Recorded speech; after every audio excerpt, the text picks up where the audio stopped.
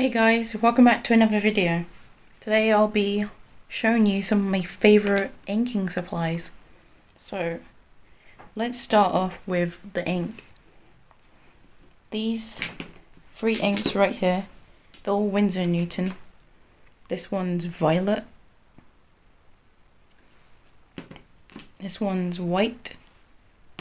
And this one is blue. It doesn't say a specific shade for some reason, I don't know why. And this one is some Seawhite Purple Ink, which I just put in a jar. And this is some Seawhite Black Ink. And this is the Pentel Pocket brush. This is the Spectrum Noir Sparkle brush in Peony. Spectrum Noir Sparkle in Plum, and Spectrum Noir Sparkle in Sage. This is the Tombow Fudenosuke pen in soft, and Tombow Fudenosuke grey, and Tombow dual Fudenosuke brush in black and grey. And I'll start swatching them now. This is also a Wilko mechanical pencil. I'll just be using that for sketching. And this is a Unbranded Waterbrush pen which I got off eBay. I'll also be using that for inking too. So this is my Hobbycraft sketchbook. I'll be doing some fun swatches in here. And I've already used some of the ZBrush black ink here. Let's find a nice empty page. This will be perfect. So let's start off with the Tombow Fudenosuke soft. I really like this pen because it's just really nice. Look at that. You can get a lot of texture in there, especially when you hold it out. Oh no. I wasn't expecting that to happen. The pen cap just popped off. But when you hold the pen at the side, you can get this really nice thick detailing. It's also kind of similar to using a chisel pen. And you hold it down like this. Get really thin. So it really depends on the angle of the pen. That's something I don't really see people utilizing a lot. And I'll just write it right here. Now I'll go for the Tombow Fudenosuke in grey. This one's also quite similar, though the pen tip is a lot firmer.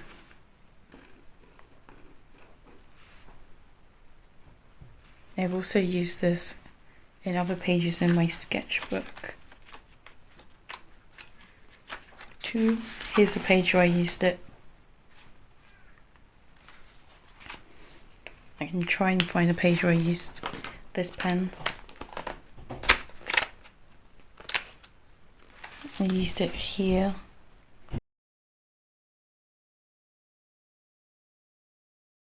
Here.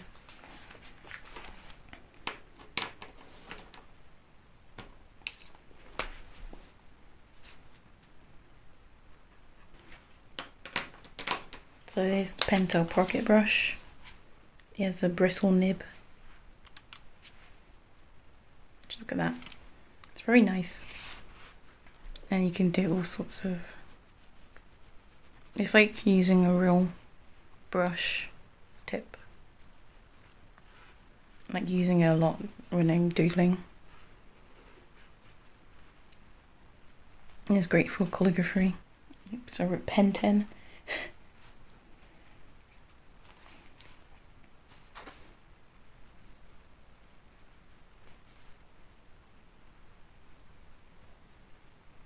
Though when you're trying to do finer details, it's quite hard to get used to. So I'd say if you're quite new to brush pens, start with a harder tipped one, and then you can keep going further and further and further. Like once you get used to the hard tipped ones, you go to the soft, then you go to these ones. And you have these Spectrum Noir Sparkle. I haven't used them in these sketchbooks, this sketchbook yet, but here it is. It's a lovely pen. This one has a lot of brush control. You can control the tip a lot easier than the Pentel Pocket brush, even though the tips are quite similar. Okay, so the Spectrum Noir's tip is a lot longer. You can go in and just blend it out a little bit.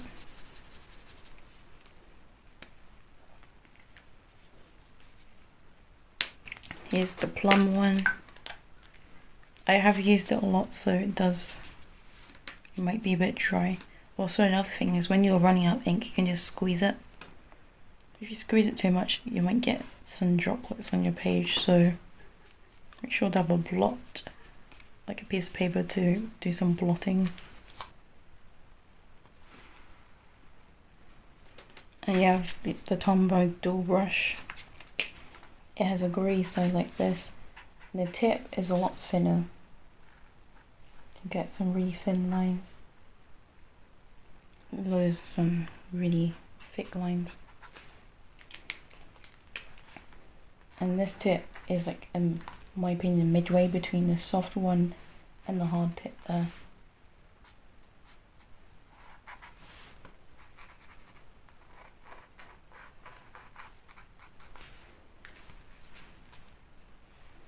And now for the water brush. So, I always find it really fun to use water brushes as a brush pen whilst inking, because you can do some really fun stuff like this.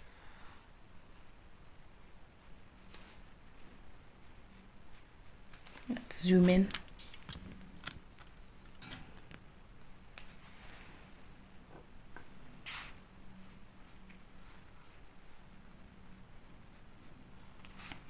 If you squeeze the pen whilst you're inking, you can get like a nice glob of water.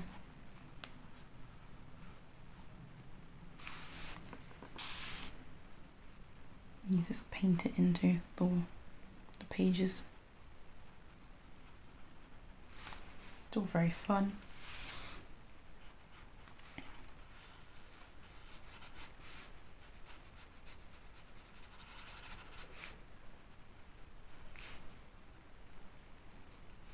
Since this is this ink is India ink, once it dries it becomes more permanent, so you can't really do these more watercolory effects with it unless it's still wet. Now let's use some of the Windsor Violet. It's a slightly different shade to my purple Seawhite. It's more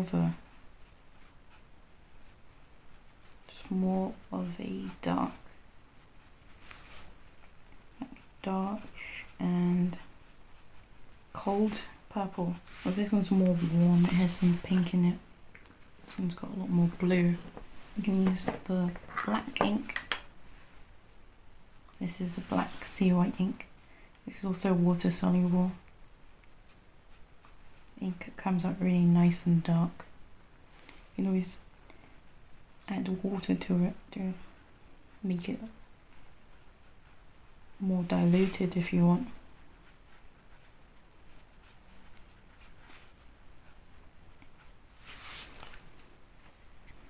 And I'd use some white, but I need to wait for this to dry.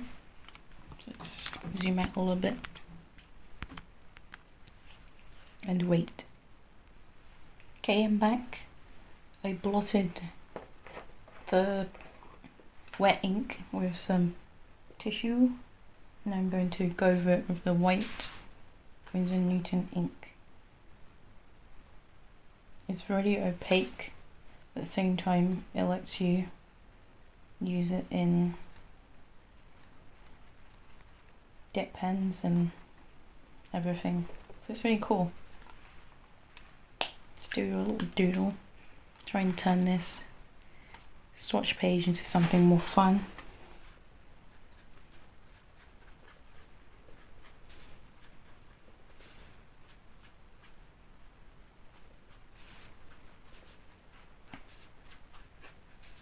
These are more, you know, mindless doodles. You just do fun squiggles.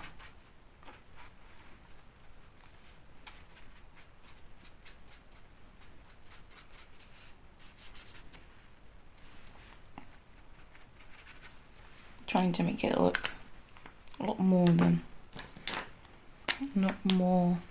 fun and playful.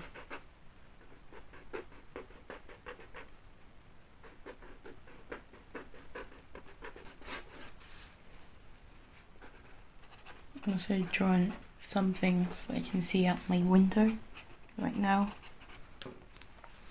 I've got a plum tree, pine tree, and a palm tree. It's a lot of trees.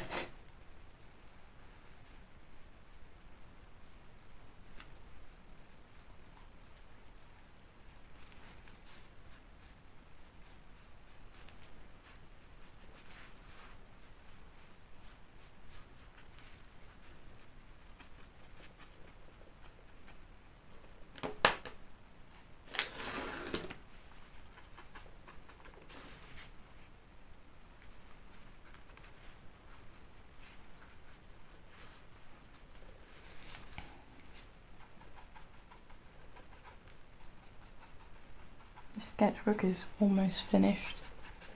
I'm looking forward to doing a tour of it soon once it's done.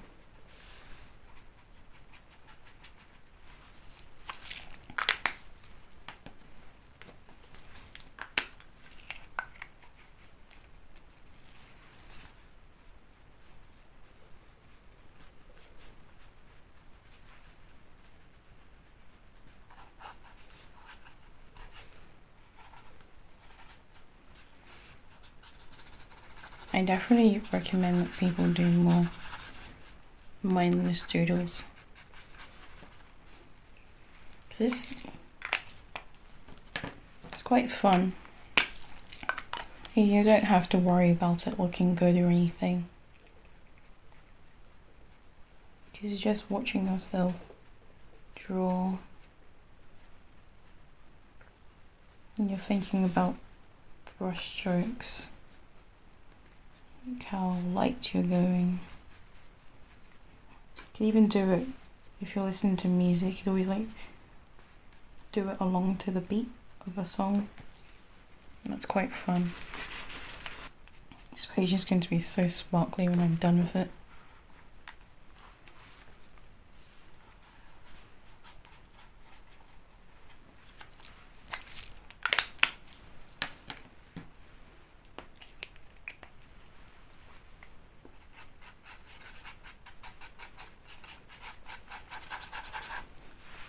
Doing more doodles like this makes you realise, oh, there's nothing out this that's similar to this. This is all me, you know? And that's a fun thing to think.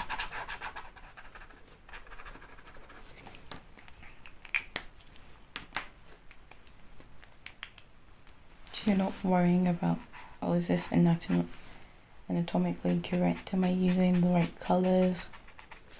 Did I find the right reference?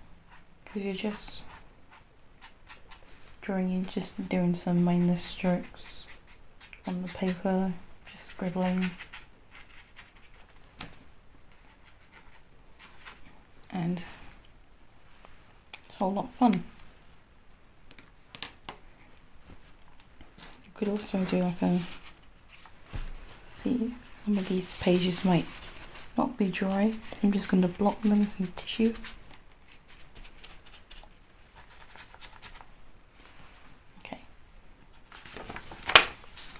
This is a page I also went over with my black Seawhite ink. And I use a lot of stuff on my page. I tend to go back and just fill it in. This usually happens when I'm painting and I might have too much paint. I might bring out loads of paper and just start painting on top of that and then stick it later in my sketchbook. Yeah, I'm going to do a drawing. Something simple. One thing I've noticed is I haven't used my pencil. That's okay. I'm going to draw the trees outside.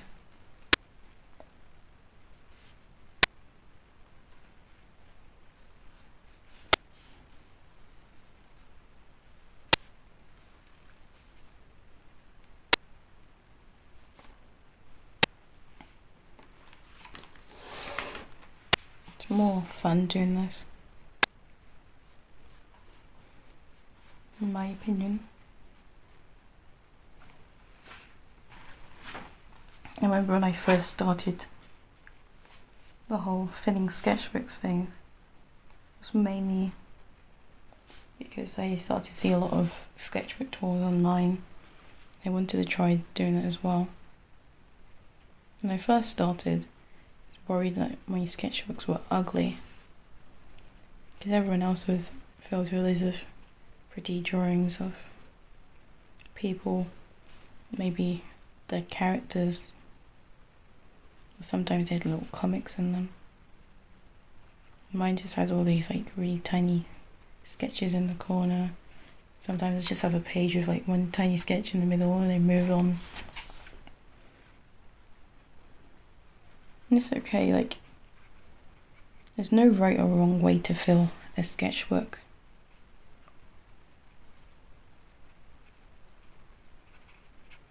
You can have like pages that you don't fill at all, or pages that you just fill with lots and lots of detail. Sketchbook can be just loads of finished pieces if you want. It can be unfinished sketches with no intention of coming back to them. And that's okay.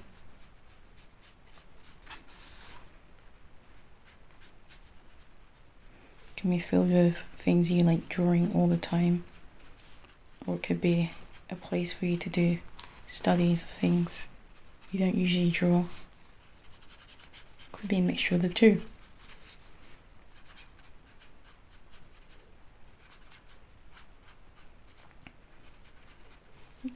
This drawing at the moment kind of reminds me of a Sumi ink drawing right now. If I can, I'll show like a little example here. But I do like where it's going.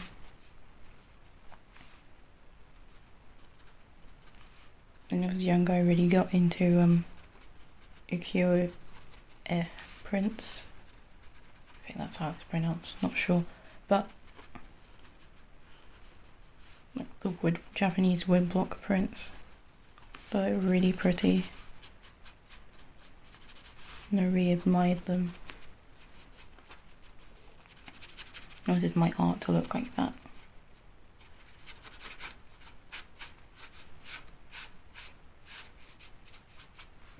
This side's going to have a lot more colour than that one.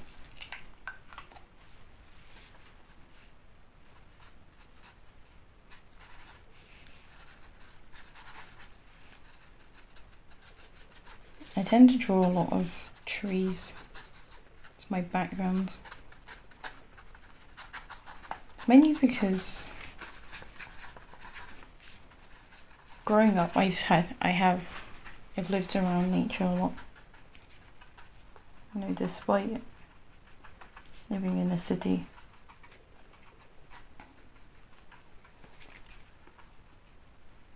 But to be fair,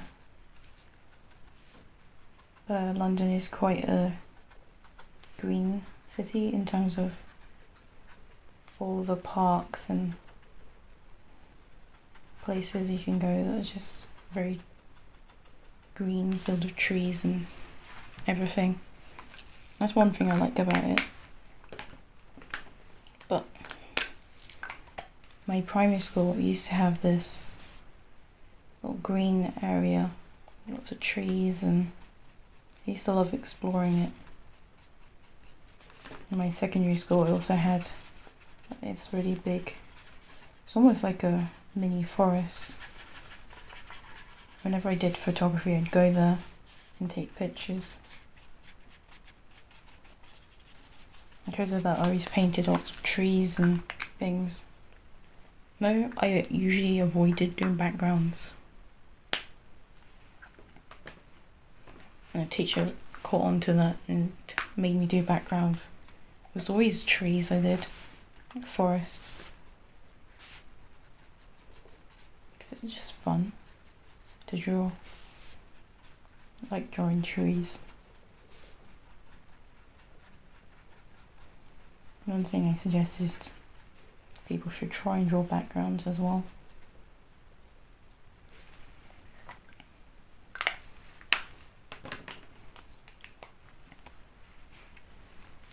I like drawing plants and trees, shrubbery. They're all really fun for me.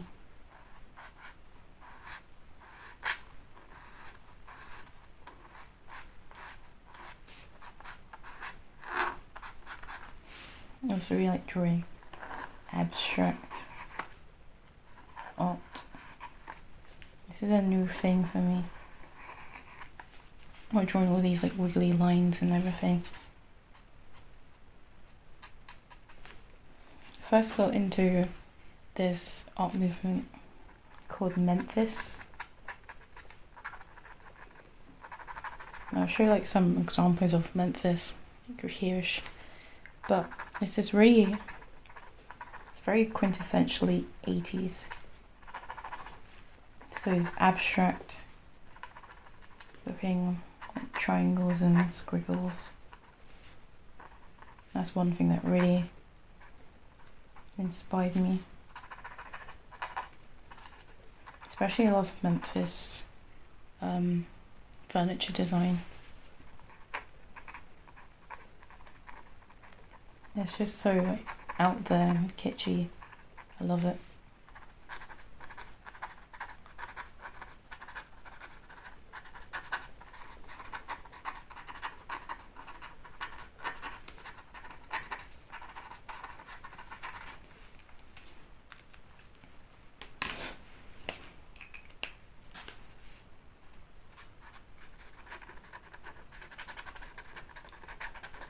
This grey doesn't really show up that well. Use some of this blue. I think that would be nice.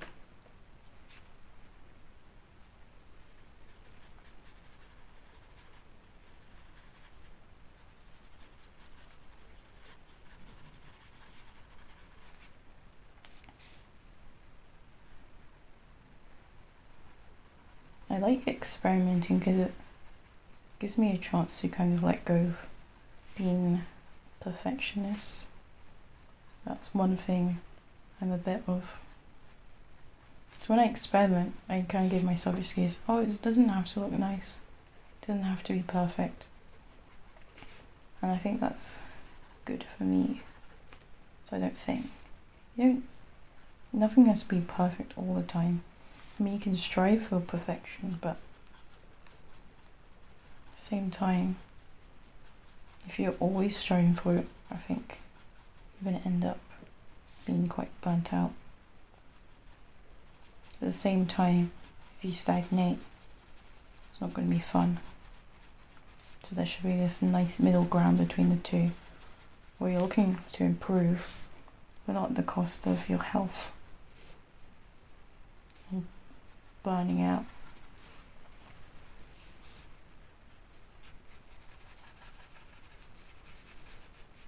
I feel like all these art videos that I make, they always end up being quite deep. Don't know why that happens. I end up talking about something like vaguely deep. Maybe not at all deep. It's just, I think it's deep.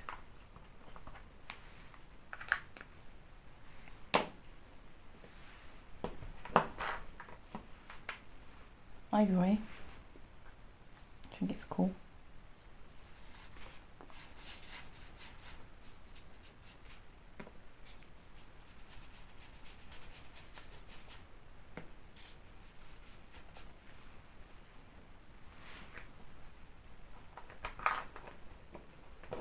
And that's about it. Thanks for watching and see you in the next video. Bye.